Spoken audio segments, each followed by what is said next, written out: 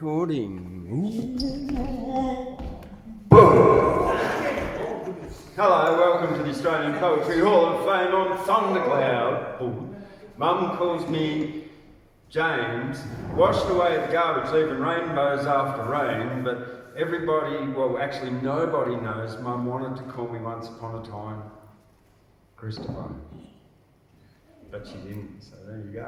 Oh, that would have suited you too. Yeah, but no, at least a Christish person, I reckon.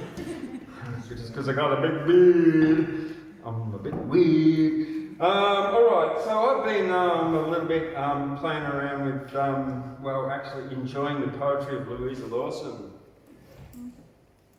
And because I got her anthology, and from her anthology I found something that she published in 1905 called The Lonely Crossing, which was the year that she retired.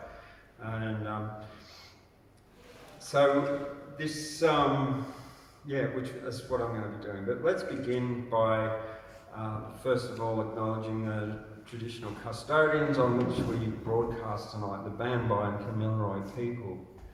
To acknowledge the continuing connection to the land of the elders past, present and emerging, and acknowledge that sovereignty has never been ceded, and ditto for all the First Nations across this continent called Australia. Now, Louisa Lawson was Henry Lawson's mum. Henry Lawson, like all of us, did have a mum. Even trolls have mums. Now, and so she was born on the 17th of February 1848, and 16 years later on the 17th of February Banjo Patterson was born. 3 years after that, Henry was born when Louisa Lawson was just 19, and he was her first son of 5 children, and one of her young daughters died of cholera at the age of 8. Another one of her sons ran away from home because he put a noose around his other brother's neck and threatened to kill him when he couldn't face the family. Anyway, so she had a hard life living in the, she married a gold miner, and he was 35 when she was a teenager.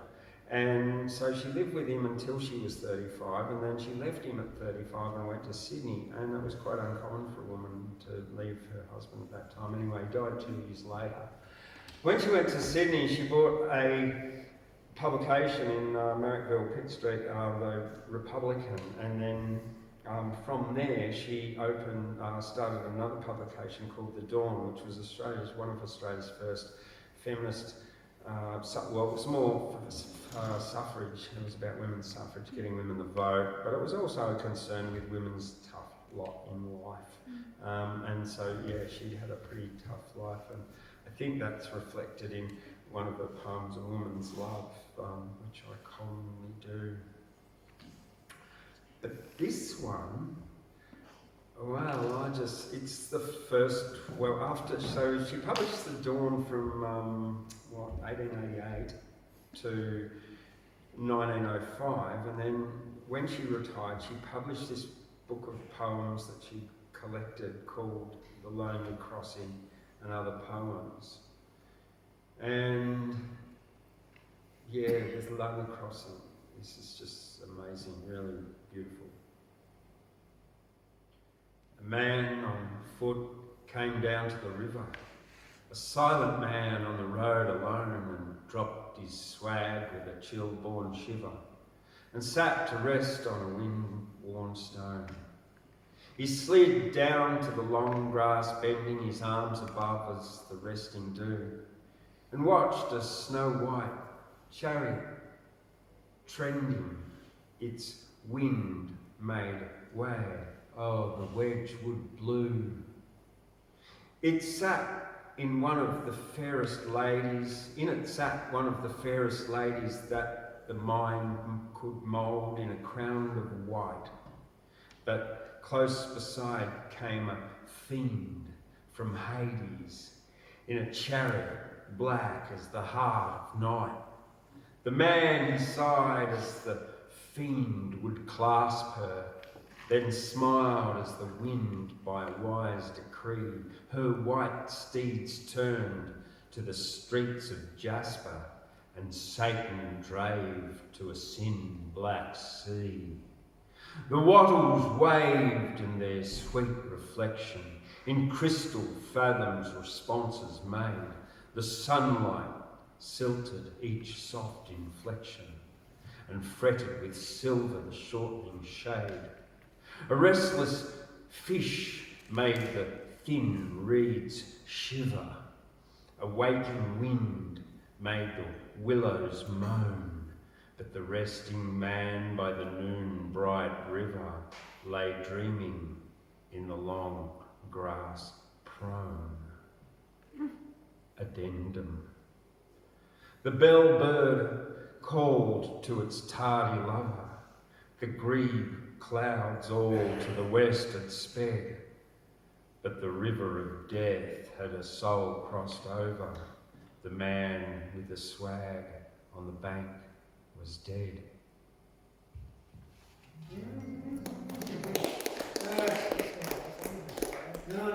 It's so lovely, and it's sort of wistful sadness at the end, isn't it? It just goes through such beautiful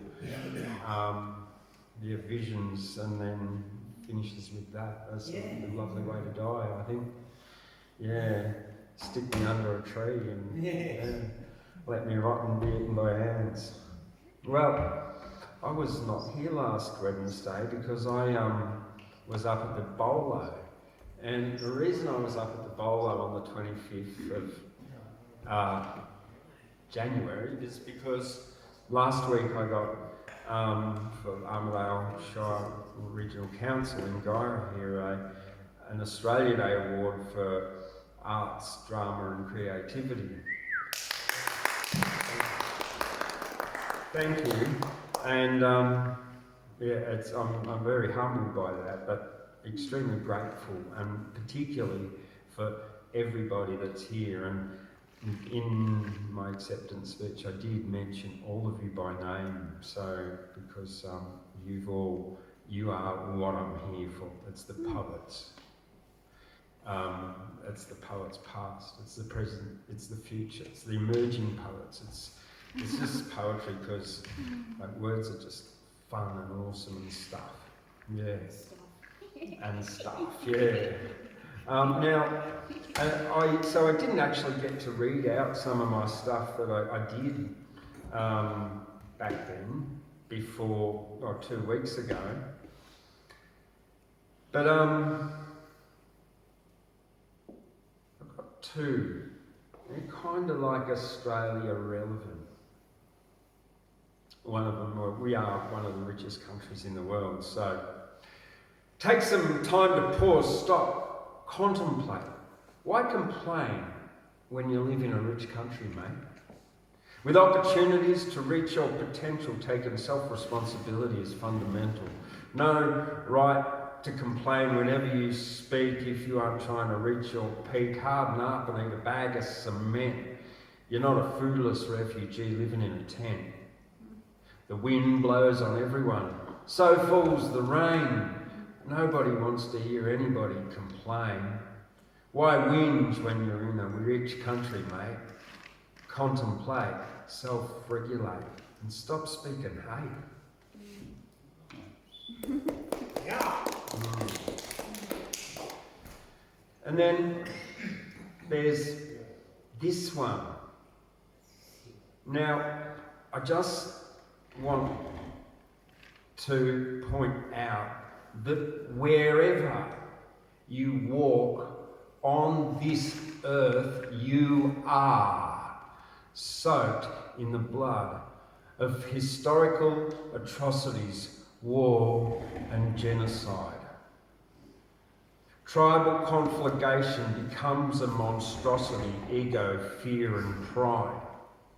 Spears, swords, arrows, bombs, rifles, cannons, tanks and more. Men once fought with fisticuffs, but now there's state-sponsored war.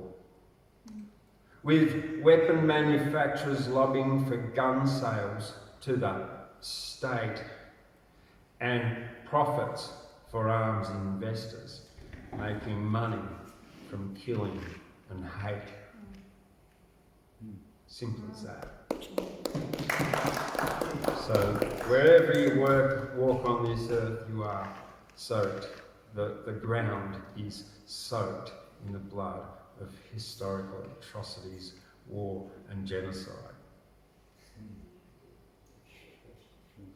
And all right, I got one more for you before I go on to finish tonight. We've got Paul coming in. Here we go. Now, I wish Doug was here. Now, Doug Scott, a good friend of ours, is a great poet, and he reminded me when I first met him of the importance and the amazing healing potential in Ayurvedic medicine and also in Japanese medicine of urine therapy. So this was written for Doug. It's known worldwide as the divine healing wine. Yes, that's right, everybody. It's your own piss. It's urine.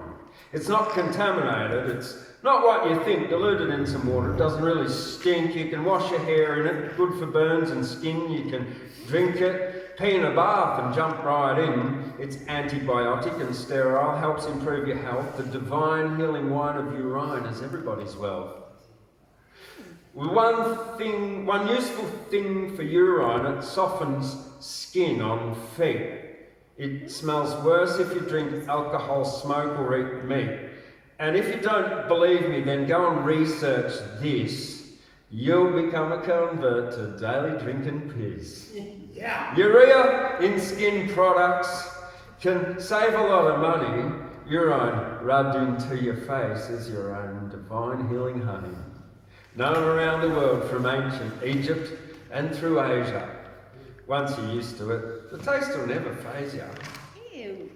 This is true. You start off like with just so you know, you start off with your midstream of your first morning pee, and just pass your fingers through it, and you get the use of the taste. No.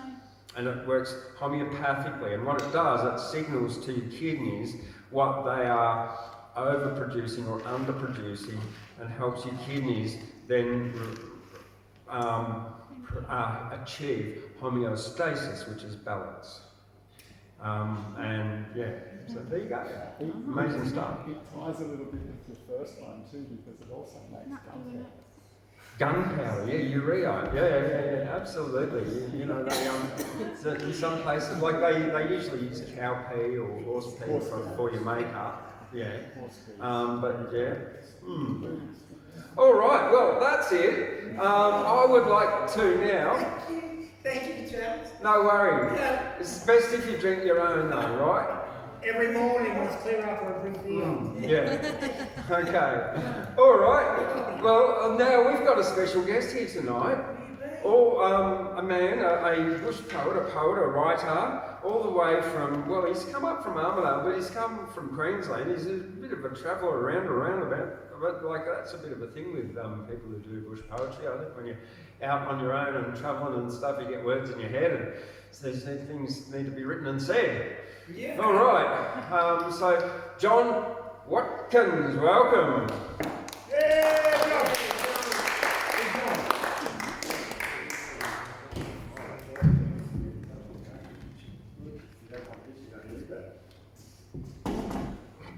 Sounds good. Thanks for the great introduction. I hope I live up to it.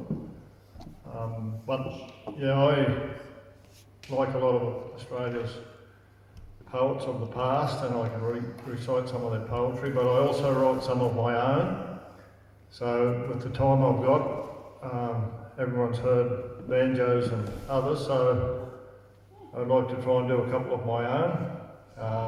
I'm not going as deep as the old mate here, but this one was written probably when I was feeling a bit of empty nest syndrome. It's called Shadows in the Mist. With photographs on every wall, around the lounge and down the hall. There's our babies in a row. We couldn't wait for them to grow. Then young blokes suave in suits and ties and pretty girls with shining eyes. Of course the scene that started this, a marriage shot shows wedding bliss. There's sporting stars with medals hung and football teams forever young. The Queensland boys are there on show and there's a rider in a rodeo. And that's Greg the soldier by the door, and that's my dad in 44, looking smart and young and keen in a tunic crisp of army green. But the snap I cherish most of all is hanging there on yonder wall. To gaze at it I will not tire, positioned there above the fire. That's our stockman there on show, saddled, keen and set to go. All 5 of them can ride, you see. The old one there, of course, is me. We'd ride the plains and comb the hills and share in all the knocks and spills.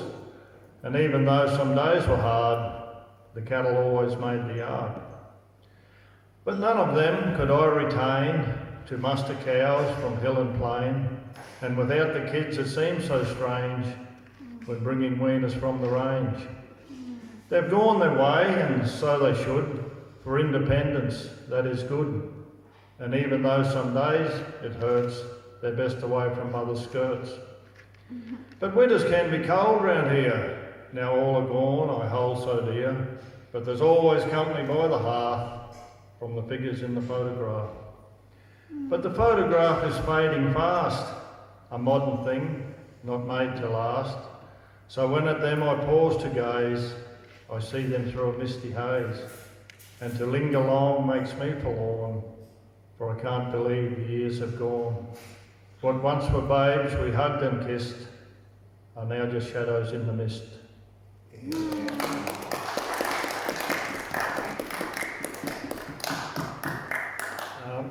I've got another one called Anzac Pilgrims. I wrote this after going to the Gallipoli Centenary service in 2015. My wife Debbie put into, it was balloted and Debbie put into the ballot, and we were lucky enough to get 2 tickets to go, so we went over. It was a very good experience. But when I was over there I saw all the pilgrims like ourselves that went over, so I wrote this poem called Anzac Pilgrims. To honour a cause with a pilgrimage has long been a human trait. We may be drawn by religion to visit our God, or we may go in search of a mate. But for Aussies and Kiwis, the urge they feel, that is far greater than most, is to go to a small cove far, far away on a peaceful Turkish coast. For since that day when our blood ran as one, our pilgrimage will be the same, for Gallipoli has that effect on us both. We are drawn like a moth to a flame. So 10,000 plus set out to pay their respects to those graves by that fatal shore, and if the powers that be hadn't balloted out, there'd have been 20,000 more. So the pilgrims all came to Anzac Cove, to Shell Green and Lone Pine, and for many of them this would be their last. There won't be another time. Like the soldiers they came from all walks of life, from city and country as one, and they'll take strong memories home with them when this long, long day is done. They came and they stood by the countless graves, and they thought of the Anzacs there, and they placed their wreaths on the cenotaphs, and they offered a silent prayer. They planted their flags in the Turkish soil beside the stone of a boy so brave, and they placed their poppies on the wall for the heroes with no known grave. Soon the people will leave and take body and mind to another time and place, but a place in their heart will be reserved till the end of life's long race. And the wreaths will fade, and the flags will fall, and the poppies will blow away, but the Anzac's place in those pilgrims' hearts will always be there to stay. Thank you.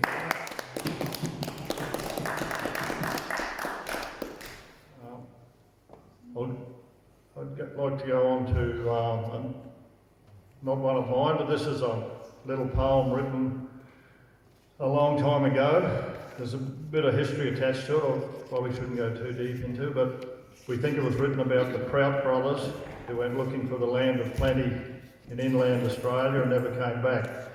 It's called Where the Pelican Builds, and it was thought that where the pelicans went to nest was the land of plenty and they went searching for it. So this was written by a lady called Mary Hannay Foote, Where the Pelican Builds.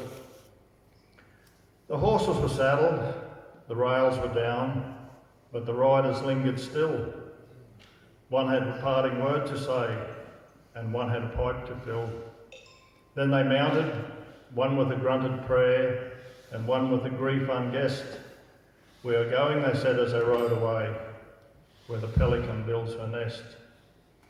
They had told us of pastures wide and green, to be found past the sunset's glow, of rifts in the ranges by opals lit, and gold neath the river's flow. And thirst and hunger were banished words when they spoke of the unknown west. No drought they dreaded, no flood they feared, where the pelican builds her nest. Now the ford in the creek was but fetlock deep when we watched them crossing there. The rains have replenished it thrice since then, and thrice has the rock laid bare. But the waters of hope have flowed and fled, and never from Blue Hill's breast come back, by the sun and the sand devoured, where the pelican builds her nest.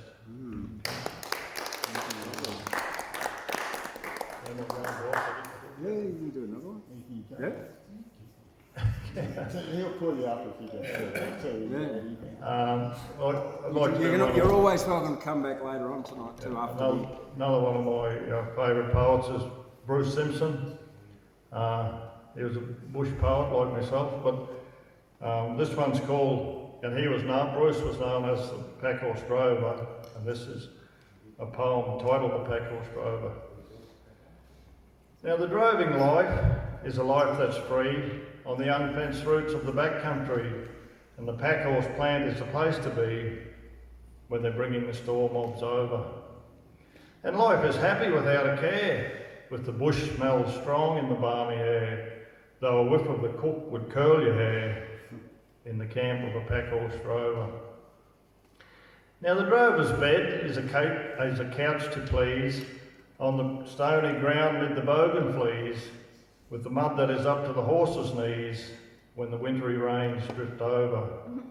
But life is happy and life is sweet, though there's never enough for a man to eat, and losing weight is a simple feat in the camp of a packhorse drover. Now the sky is grey with the hint of rain, as the wind blows chill o'er the Rankin Plain, and the ringer swears that he'll drove again when the ceiling of hell frosts over. But life is happy and life is good, round a cow dung fire when there is no wood, and the damper tastes as it never should in the camp of a packhorse drover. Well, we watch the mob and we sing the blues, and we'd sell our soul for a nip of booze as the hours drag by on their leaden shoes and the Southern Cross turns over. It's a rugged life, but we never whine, for mateship found in the bush is fine, though the boss, of course, is a hungry swine and a typical packhorse drover. Thank you. Come on, three. Woohoo, wonderful. Thank you very much, John. You're welcome to come up towards the end after everyone else has had a go too and want to do more if you feel like it as well, so have a think about that. Now in a moment I'll ask Skye to come up. Sometimes you get weird little things in your ad feed, like find single Ukrainian women, the ad said. I thought for myself, ones whose husbands are dead, or boyfriends lost and killed in war. Aren't there enough men in Ukraine anymore? Sitting at night all alone in my bed, find single Ukrainian women, the ad said. I know there are plenty of fish in the sea, and I don't need women. I'll objectified and marketed to me. Why not? Like I'm just a cock, a wallet, and she's meat for self-gratification, a cock or a pussy to eat. Prostitute marriages, husband John, wife a whore. Excuse me, I don't mean that. Rich men taking advantage of the spoils of war. That's why I sit alone writing poetry in my bed about the single Ukrainian women whose partners are dead. Find single Asian women. It's getting kind of eerie. Do they get ads? Find Australian men? That's my query. They do. They do. All right, Skye, come on up. Yeah. You crazy, baby. Here we go.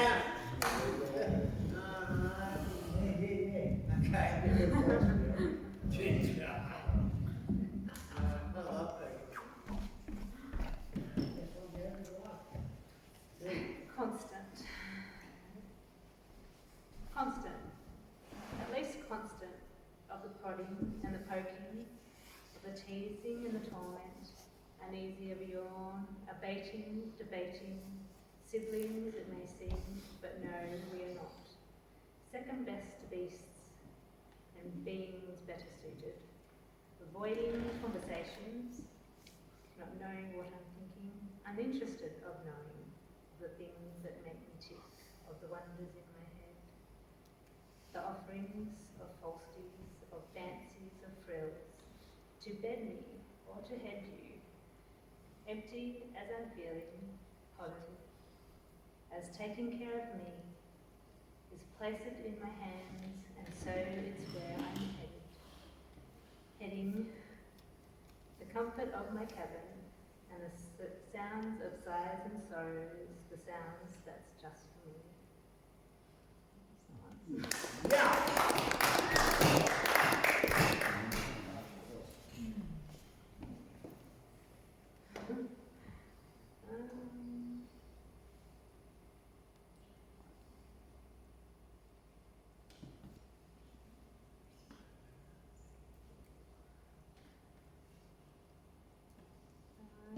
Okay, I'll read this one. The soothing sounds. In the darkness, I lay and I watch. Flash, flash, flash after flash. Laying, listening, waiting for the sounds, sounds of thunder, rolling, rolling rumbles, boom in the distance, sparking excitement, feeling safe, sheltered, boom, rumble, boom, electric static felt in the air, yet soothing, yes, soothing, like the comfort of father's voice, telling stories in the distance. Moving closer, the thundercloud rolls over. Heavy of the day, let's go.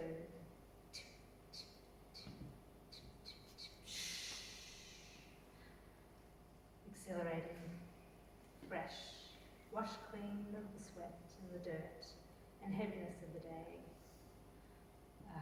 The sensation of raindrops kissing my skin, a soft touch rolling down my cheek, down my neck, the collarbone, the creases of my skin, embracing connection, energized and refreshed, feeling alive again.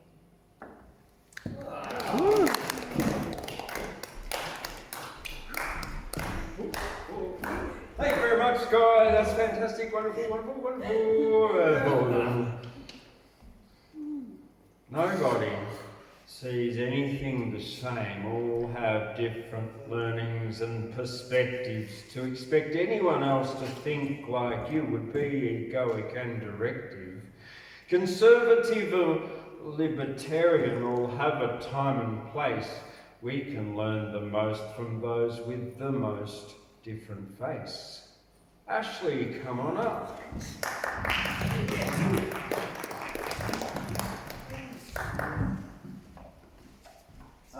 What a privilege it is to live and to be brought here by my three friends.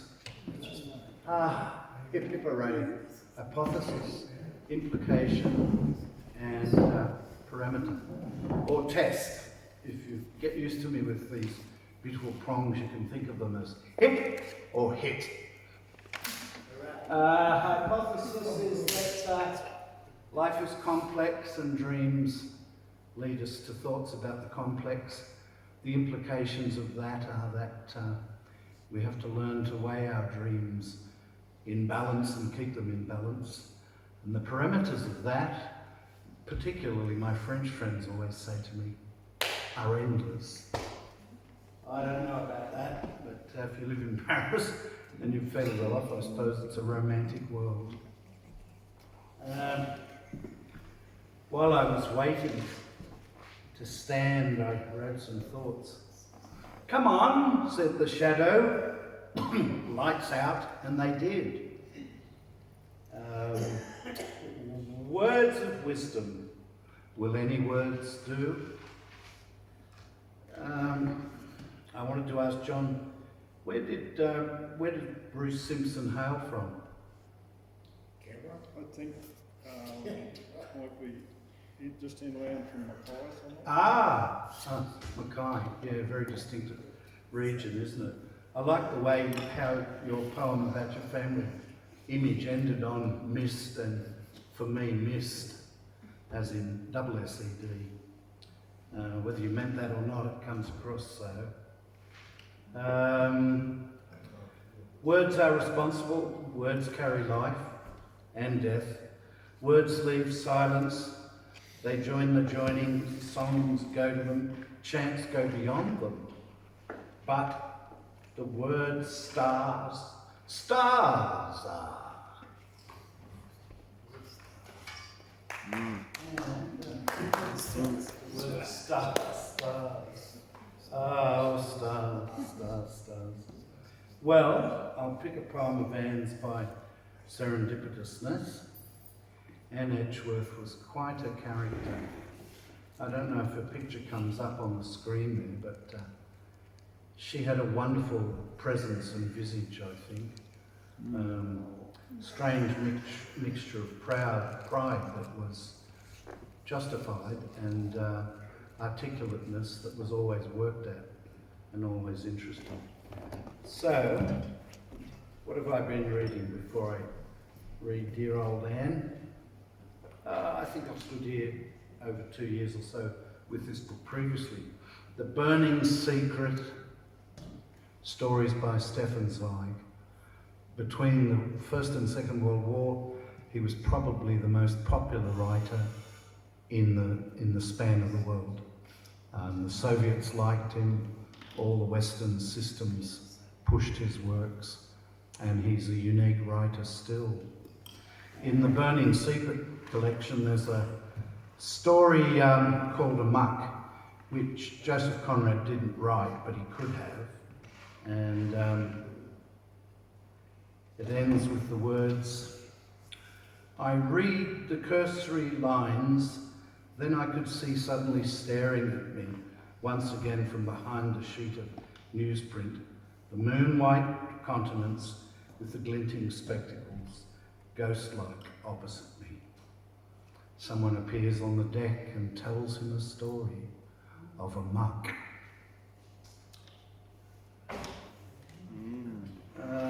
Road to Leongatha. Let's see. Manash, ends and beginnings. Manash and menopause, that's where it opened up. So, Manash, betrayed by you, my own body that turned against me, that budded breasts and bled regularly to remind me of what I had lost. The explorer, the climber who swung tree high, plumbed deep pools. Birds, and fish far behind, that irrepressible young eye, heady on words, overnight transformed initiation, one day to be performed as rituals in a supposed heartland of communication, cross-hatched with walls. And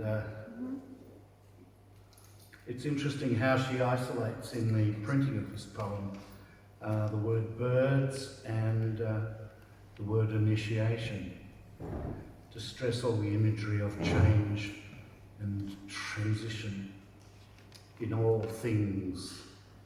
And this is the second poem, Menopause. All those years before and after the pair of young, you may or may not have had rights of brief takeoffs, attempted flights, hauled back and grounded by the regular clockwork summons, and you found yourself once again on the boot-plucking tramp, the toil across that 4-day soggy swamp, all those years over and over, round and round. Now the swamp's grassland, where mind and heart fully feathered, molting dana freed for takeoff, to take on anything they choose. That cycle of chores over at last. Time now to start on spirals, how the heart lifts, the mind soars. So, that was one more from Anne. Things come in threes, or they don't, or they try to. Maybe the effort of things to come in threes is the big thing. The centre. Hills hunched down doggedly, gibbers wait the cracked landscape, lifting at the edges. Water, that maverick guest, creeps by cracks and crevices, percolating sand burrows under stone from pouncing sky. Transmitters fail to call up the next ear. Shortwave gods, made in Europe, fall short. Local grids unspanned, halos bowl away in the wind.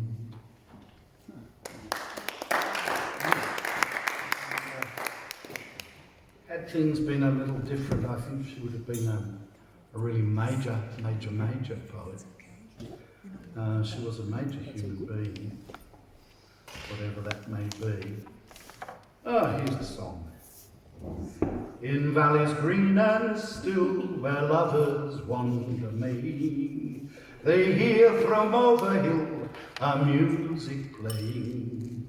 Behind the drum and fife, past hawthorn wood and hollow, through earth and out of life the soul just follow, follow, follow.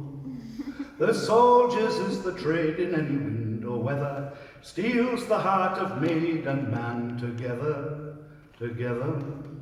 The lover and his last beneath the hawthorn lying have heard the soldiers pass, and both are sighing.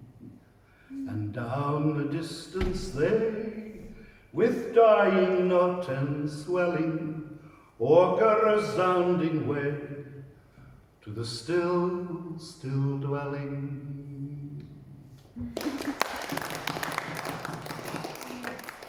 The English people, it's probably the most popular poet of them all.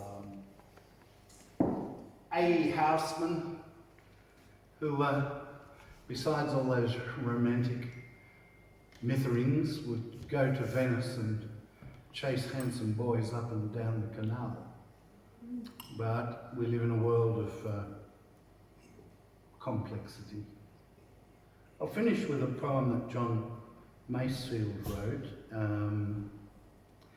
He lived from 1878 to 1967, and as I've said once before, standing here, or I do, I think, with my 3 rulers, came to Australia many times, and he loved Australia, but he was curiously blocked off about Australia. Well, that's for a poem or a short story or some talk another time. He loved Australia and he knew Australia, but he was curiously blocked off to our own cultural development. So this poem I read, and I have read before, related to the times in which we're living, and it is worthy to think that in Masefield's life, redcoats and English troops sat upon more territory on this planet than any other military force. We have in our mind, with Anglo background, that the Germans are particularly militaristic and things that go with that. But in fact, in Macefield's life, we were the ones with great armies of redcoats and navymen in white prowling the earth's spaces. This is always makes me think of my father, of course. Here the legion halted. Here the legion halted, here the ranks were broken, and the men fell out to gather wood, and the greenwood smoked, and bitter words were spoken, and the trumpets called to food, and the sentry on the rampart saw the distance dying in the smoke of distance, blue and far, and heard the curlew calling, the owl replying as the night came cold with one star, and thought of home beyond, over moorland, over marshes, over hills, over the sea, across the plains, across the pass, by a bright sea trodden by the ships of Tarshish, the farm with cicadas in the grass, and thought, as I, perhaps I may be done with living tomorrow when we fight. I shall see those souls no more, beloved souls, or be beloved in forgiving the deeds and the words that make me sore. Power is always a problem, powerfully.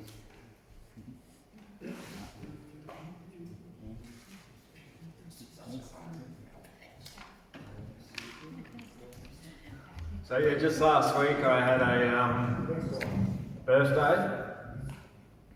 It was 53 million today. Transformation of light. Transformation through light of my DNA. Holographic projection of energy manifest, and I choose to direction. Conscious situation like vortex of information, sound, vibration. That's it.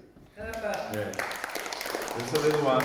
And then there's one more. Well, you know, when I'm not allowed to be Thundercloud, I need to interact in the legal world. I have to take on a legal name. My mum gave me this name, James Arthur Warren. Now, Warren has a bit of a dual meaning because it's also a place where rabbits live. You know what's going to happen, don't you? As they are. Well, it's a bit uncomfortable up there. All lives are filled with habits. Like a warren filled with rabbits, life can be sad or fun, depending on the rabbit stuck up your bum. The angry rabbits scream and shout, best to shit those rabbits out. With new rabbits you can replace healthy rabbits with a happy face. Rabbits that make you move, wiggle, stretch, dance and groove. Happy rabbits eat green lettuce. Healthy rabbits do what's best for us. Poop out the rabbits that hate, are irate when you defecate. Get yoga rabbits who meditate. Stretch, go to the gym and are your mate. Rabbits that want the best for you, who don't lie and say what's true. Replace harmful rabbits with good habit rabbits. Then your life will be healthy and happy and fun with new healthy rabbits stuck up your warren. Yeah. All right. You needed to wear your big hat for that. I could have pulled it out of that hat, couldn't I? All right. I'd like to introduce. You've got to be careful, James. It's the year of the rabbit, you know. I know. And you know what? I've got 2 birthdays this year. Because of like 28th of January comes after the beginning of the year of the rabbit, 6 days after, and 13 days before the end of the year rabbit. But I didn't have any birthdays last year. How about that? Yeah. So, yeah. Anyway, Gabriel Donleavy, welcome.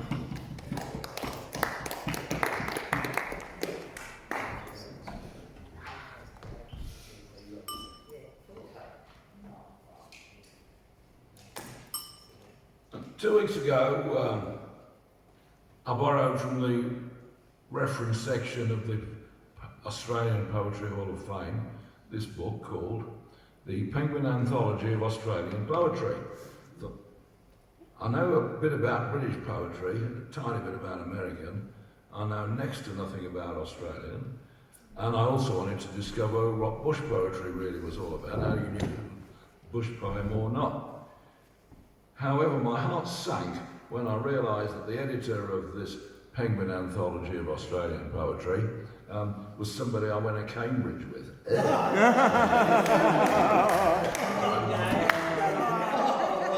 And yes, indeed, it's all rather highfalutin so-called free verse, which in my childhood I used to call prose. And then I looked at the bush poetry website and thought, well, is it necessary to go on about farms and cows and how wonderful it was in my backyard in the middle of, for example, Alice Springs? Well, maybe not Alice Springs, but you know. Anyway, no, it's not.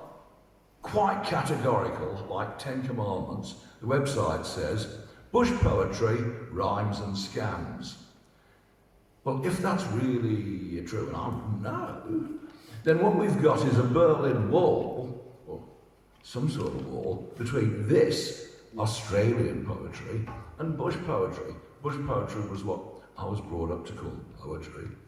And this is prose with lines arbitrarily divided and then called poetry. It seems to me, but what do I know? I'm still exploring that. Half true. Everything's only half true. I was going to read out a couple of those Murrays from this book, and I'm going to defer them till next time, good as they are. Round about last Christmas, I took advantage of a special offer from the BBC, Maestro, and this special offer says you can learn comedy from Billy Collins, writing kids' books from David Walliams, and more or less anything, and they keep on adding to it, so it's like $98 for everything. And then last month they added How to Write Poetry by the ex-English poet laureate Carol Ann Duffy.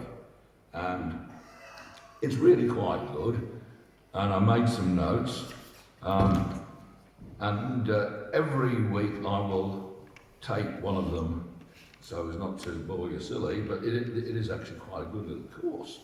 And today, she says in chapter 13, there should be an equivalence between form and content. And I'm still thinking through what that really is going to turn out to mean. And while I was exploring poetry on the internet and reacting against free verse, I was looking at verse forms and villanelles and sestinas and quatrains. Heard of them. Sonnets, heard of them. Never heard of a villanelle or sestina, but they're quite interesting. I'll try that and got some samples for next time. But one of the things I saw there was that there's a new poetry form called a fib, like telling fibs, only with a capital F. And it stands for Fibonacci poem, so that the lines are done as Fibonacci numbers.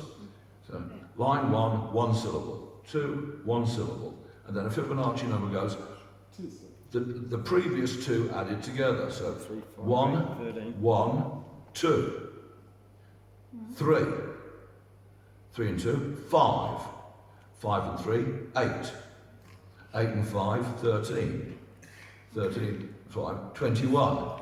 And usually they stop before that. And the result is something that looks quite good.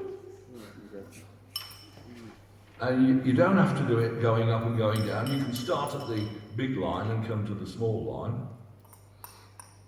And that is, it would be free verse, because it doesn't rhyme and it doesn't scam. But it's a very harsh discipline. So I thought that's a nice midway, I'm going to explore that. So I'll read that 1 second. But before that, trying to be lighter. And every time I try and write something light, some demon gets in my hand and it turns out it ends up heavier. Just listen to this. This is called Sins and Bins. On Fridays, when they take out our bins, I dwell on various deadly sins. And how confusing are their names, 'cause sins have intertwining strains. A child lusting for licorice shows gluttony or avarice. My teacher said it's crystal clear as she gulped down her pint of beer. Avarice means clinging tight to all that's yours, including shite, while gluttony is lustful what you notice you have not got. I asked, must lust thus come from envy? She said, well, not necessarily. You might desire a person's car, but not resent the driver far. Okay, I said, but tell me this. Is gluttony just lust for food, while lust itself is rather rude? Is lust confined to wanting fucks, while gluttony just wants juicy sucks? Stop that, she said, such mental sloth will invoke my righteous wrath. That's great, I smiled, 'cause when you shout, my lust refreshes. What's that about? You know that well, and more beside, but time to bring the bins inside. As we surf sin's sine waves we don't hide, these shifty signs we poets pride. What I'm going to start off and finish with. So this is my attempt at a fib. I've got to show it you first, because when I read it out, it'd be like reading out a bad novel, not reading out poetry. I'll make a little pause at the end of each line, just to help. So this is called The Reserve Army of the Overeducated. How we struggled to get in to the best schools and get the top grades to get a place at the top universities, where we studied the great moments in history, the great works of art and literature, and learnt to spark. We can make obscure references to great works and can deconstruct texts and subtexts. So, in our thoughts before graduation, we spoke to Shakespeare, Dickens, Keats and Byron, hoping to match them as if we ever could dream. Real life slowly put us back somewhere whence we came. We could at least appreciate great films and great lit when conversing with other grads, as fellow heirs of Western civilization's great civilities, even more so when Facebook reintroduced us to old companions from decades past, most of whom are back row spectators, as are we, losers, grads, spent. We woke as from a bad dream to realise we had been misled by teachers pitching. What consolation, what opiate is it to live vicariously through myth creatures, from Hamlet through Blackadder to the Modfather, when your own life has been one long Sisyphean trial of impossible expectations and gazing out on the famous, beautiful, rich and privileged, while we grads kept trying to turn existence into pulsing living. Every clever pun, every quick quote from famous authors served not to compensate us for our hollow life, but diverted us from the lie. The lie that schools keep preaching is quite simply this. In the words of West Side Story, there's a place for us. No, we're placed outside, shelved, cold. I hope that's to you. Were you free? Get out of the that's nice. Wow. Yes, I was, once again, it was my birthday the other day. I went for a little wander down to the lagoon in the afternoon, had a few downloads of information.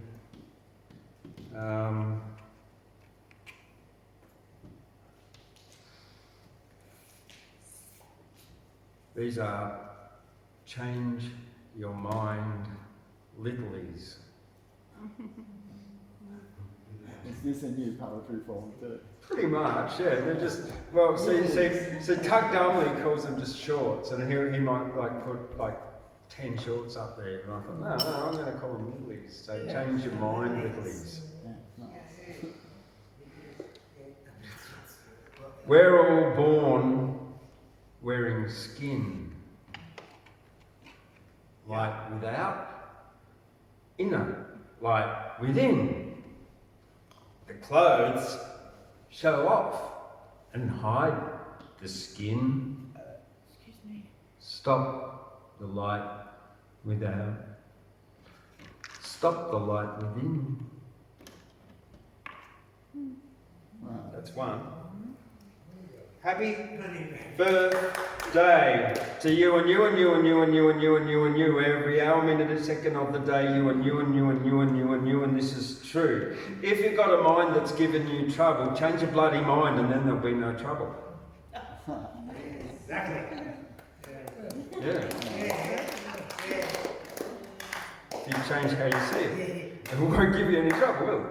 Yeah, it's as simple as that. If you've got a mind that's giving you trouble, change your bloody mind and then there'll be no trouble.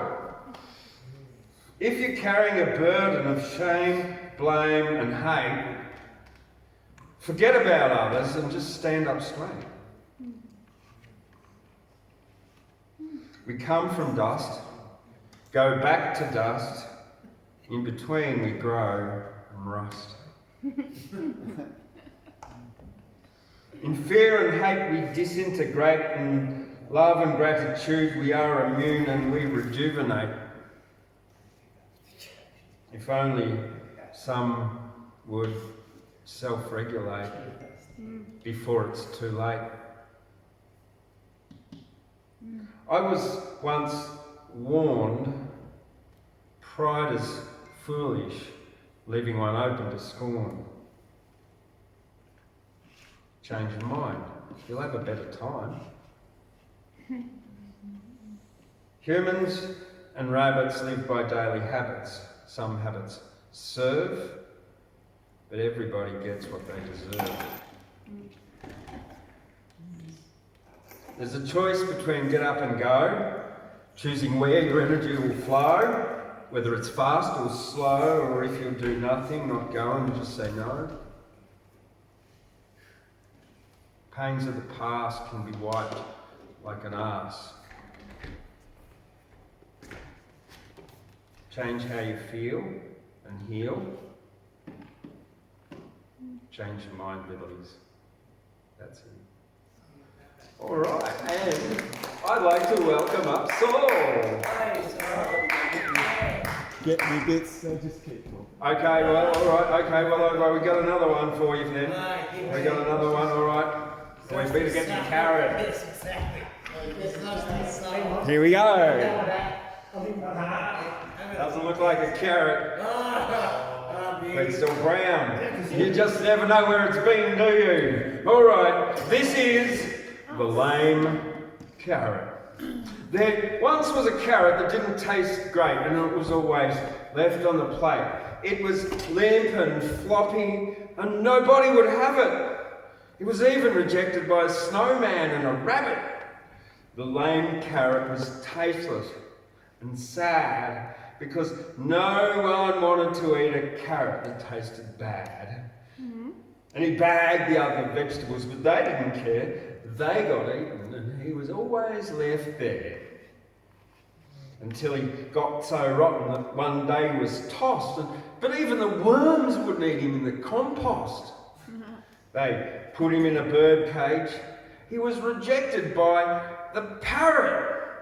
That's the story of the tasteless, unsavoury, lame carrot.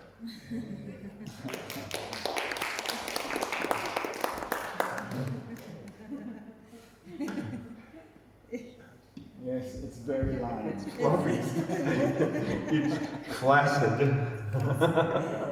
All right, Saul, come on up. Classic carrot. Thank you, James, for that classic carrot poem. It'll haunt me.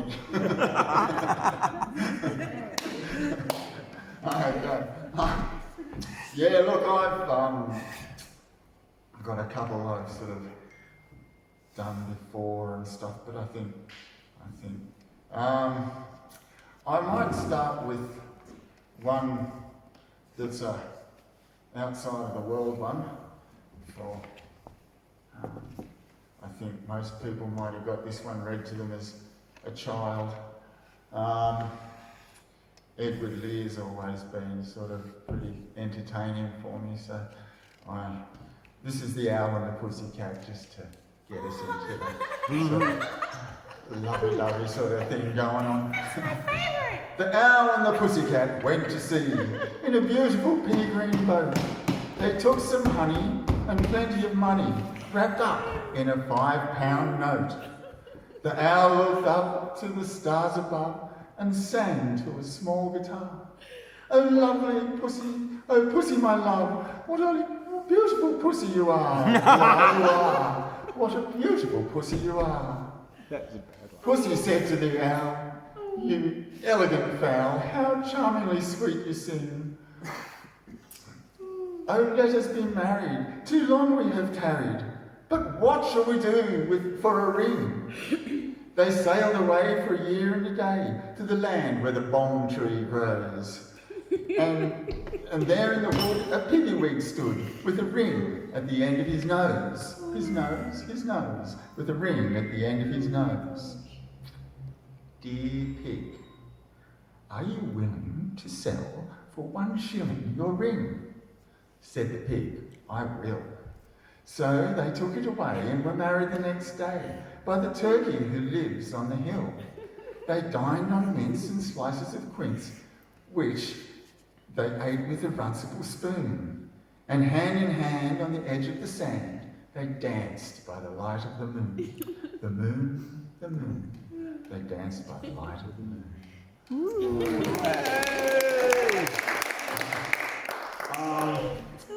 This is a little bit more sort of like grim, but yeah. This one's called The Tree of Life. I actually call it Distinction of Extinction, but The Tree of Life is pretty good. Yeah. The Tree of Life has many branches. Ours should be near the top. But when we learned, we chose the axe, and we taught ourselves to chop. As years went by, we pruned and trimmed. Diversity was shrunk. Look at us now. We've got the chainsaw. We're taking out the trunk. More have died than lives today. But still you shove it in your sack. But don't you cry one dark night when you want it back. Tell me, tell me, tell me. Tell me, I implore you please. Tell me, is it wise to bring this planet to its knees?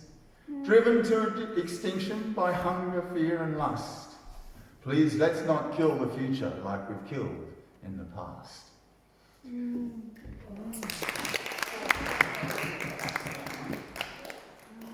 And then this is another sort of halfway between love and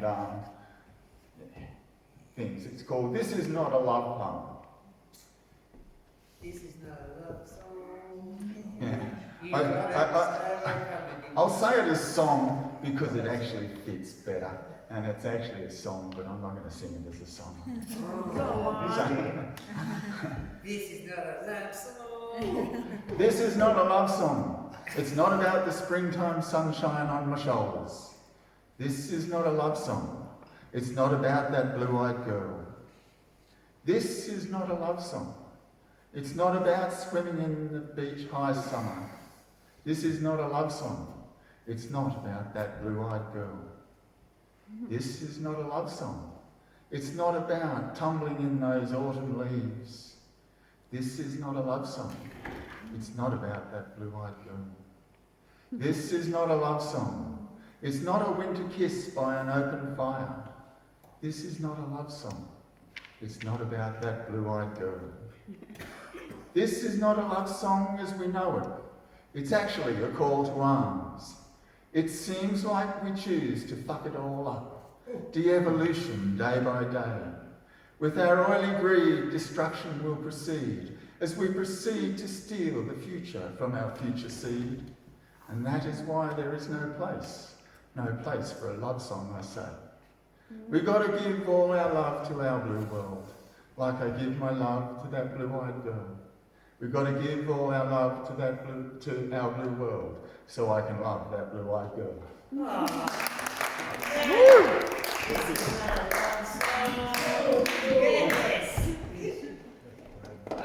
Okay. Well, thank you very much, Saul. Oh, lovely poems again, beautiful. Oh, yeah. Well, we've got a visitor. Yes, this is what you do when you've got a problem. You build a bridge and get over it. You bridge it. Yeah. Or if you've got a lazy donkey, get a carrot and a stick, eat the carrot, whack the donkey dick with the stick. We'll make it move. Stuck a feather in his floppy Carrot, yeah, absolutely. So, look, I'm going to invite Brigit up here, and then, I'm going to dock one, and I will also ask John if you got another one or two you want to do for us. Yeah, okay, 2. All right, no worries. Brigit, come on over. And what's your other name, Brigit? There you go. Thanks. This is my 5th day in Guyra today, and it's an absolute joy to be here. Thank you. I wasn't going to, I was just going to listen tonight, but I did have these. Yeah. Oh, you can hear it? Yeah. Thank you, Saul. I did have these poems in my handbag, so I thought I would read them tonight. This first one is a Darganelli prayer. It was, I have permission to read it. They are the people down on the Central Coast. And it's Nayi, Nayawa, Yi, Yugali, Yelina, Nayawa, Yugal, Yulambu. And that is, we together with our mother dance in this way, together as we celebrate as one. So that's beautiful. Thank you. Can you read that again in the language? In the language, yeah. Nayi, Nayawa, Yi, Yugali, Yelina, Nayawa, Yugal, Yulumbu.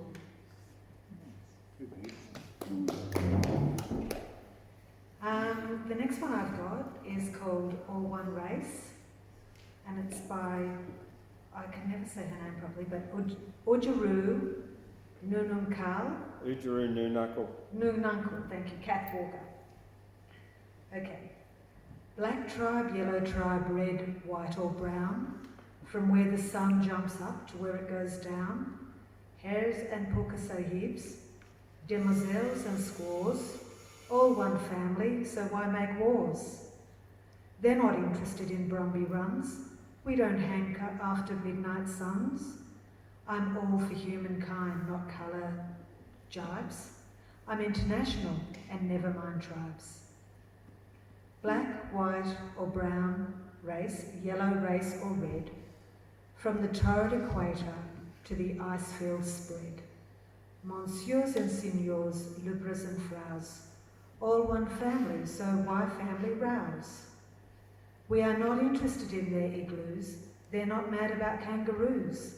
I'm international, never mind place, I'm all for humanity, all one race.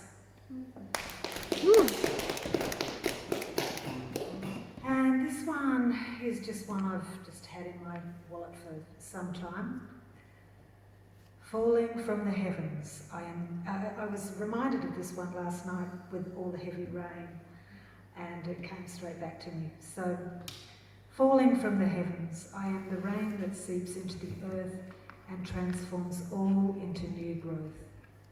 I am the thirst in your heart that brings you to love again and again. I am the wind upon your face, caressing you with my gentle touch. I am the sunshine, warming everything with my light. Know my strength in the trees.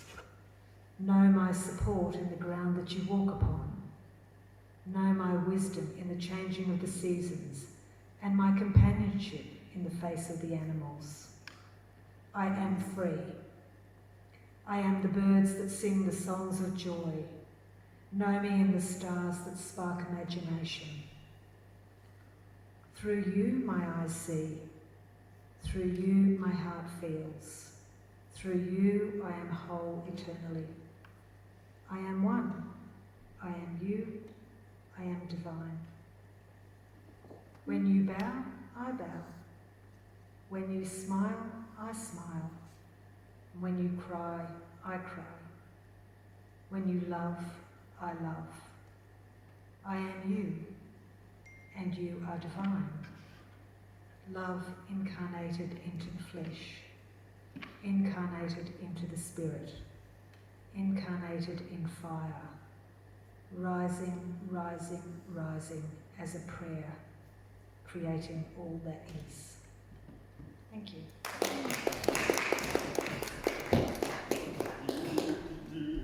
Thank you, Brigit. Thank you very much. Brigit, that was lovely. Now, this was written about 16 years ago. It's about a carrot. No, it's not. But it's got a twist at the end. It's got a really cool twist, actually. And, you see, there was a rainbow parrot whose name was Bob. Bob worked as a clerk in a government job. He'd do and say what he was told. He was a parrot. Bob was controlled with a stick and a carrot. Bob wrote copy, you know, government propaganda. And this, he was ordered from above to call an elephant a panda. And this didn't sit right in Bob the parrot's head. He thought about it all night, laying in his bed.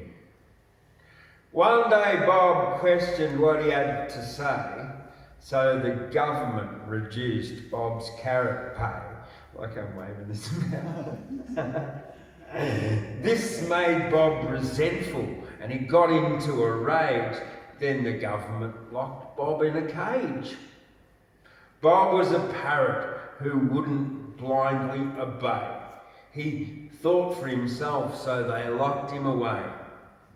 The evidence they had against Bob was damning, so the government sent Bob for reprogramming. Bob bit through the lock, escaped, and flew away, yelling, "I can think for myself, fuck your carrot, disobey." Bob loved his new freedom and flew very high, went to sleep in a tree and woke up as a butterfly. So question what you're told, all is not what it seems. You could be believing in a butterfly's dreams. Yeah, nice twist, eh? Yeah. All right, well, I'm going to invite John to come on back on up. Thank you very much. I'll let you adjust the mic as to your height there.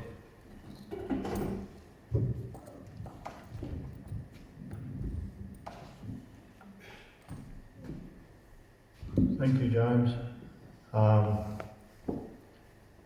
I guess, self-confessed bush poet, I can't leave without doing at least one one Banjo Patterson poem. A favourite of everybody's, of course, Mulgabil's Bicycle. 'Twas Mulgabil from Eagle Hawk, who caught the cycling craze. He turned away the good old horse, which served him many days. He dressed himself in cycling clothes, resplendent to be seen, and hurried off to town and bought a shining new machine. And as he wheeled it through the door, with air of lordly pride, the grinning shop assistant said, "Excuse me, can you ride?" "Sing here, young man," said Mulga Bill, "from Walgett to the sea, from Conroy's Gap to Castlereagh, there's none can ride like me. I'm good all round at everything, as everybody knows, although I'm not the one to talk. I hate a man that blows. But riding is my special gift, my chiefest sole delight. Just ask a wild duck, can it swim? A wildcat, can it fight? There's nothing clothed in hair or hide, or built of flesh or steel. There's nothing walks or jumps or runs on axle, hoof or wheel. But what I'll sit while hide will hold, and girths and straps are tight, I ride this here two-wheel concern, right straight away at sight." 'Twas Mulga Bill from Eaglehawk, who sought his own abode. It perched above the Dead Man's Creek, beside the mountain road. He turned the cycle down the hill and mounted for the fray, but ere he'd gone a dozen yards, it bolted clean away. It left the track and through the trees just like a silver streak. It whistled down the awful slope towards the Dead Man's Creek. It shaved a stump by half an inch, it dodged a big white box. The very wallaroos in fright went scrambling up the rocks, and the wombats hiding in their caves dug deeper underground, and Mulga Bill, as white as chalk, sat tight to every bound. It struck a stone and gave a spring that cleared a fallen tree. It raced beside a precipice, as close could be. And then, as Mulga Bill let out one last despairing shriek, it gave a leap of 20 feet into the Dead Man's Creek. 'Twas Mulga Bill from Eaglehawk who slowly swam ashore. He said, "I've had some narrow shaves and lively rides before. I rode a wild bull round the yard to win a £5 bet, but this is sure the darndest ride that I've encountered yet. We'll give that two-wheel outlaw best. It's shaken all my nerve to feel it whistle through the air and plunge and buck and swerve. It's safe at rest in Dead Man's Creek. We'll leave it lying still. A horse's back is good enough henceforth for Mulga Bill."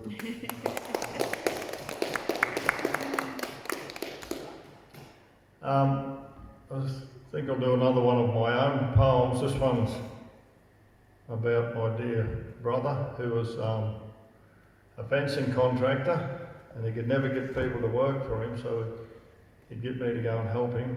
And when I got there, I found out why he couldn't get anyone to help him.